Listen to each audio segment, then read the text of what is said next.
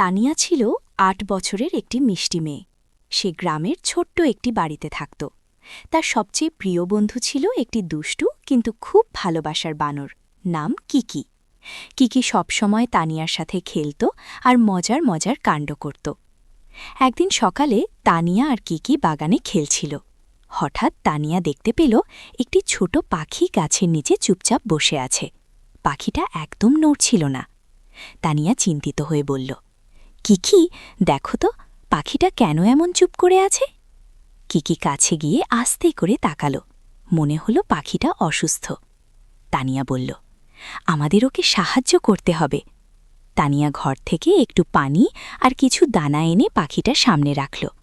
কিকি গাছের পাতা এনে একটা ছোট নরম জায়গা বানিয়ে দিল, যাতে পাখিটা আরাম করে বসতে পারে। তারা দুজন মিলে খুব যত্ন নিতে লাগল।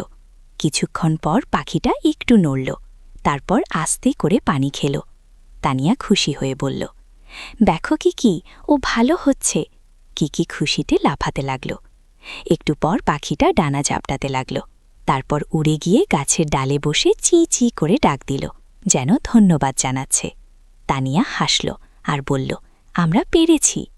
সেদিন তানিয়া আর কিকি শিখল, যদি আমরা ভালোবাসা আর যত্ন দিয়ে কাউকে সাহায্য করি, তাহলে ছোট্ট কাজও অনেক বড় আনন্দ এনে দেয়।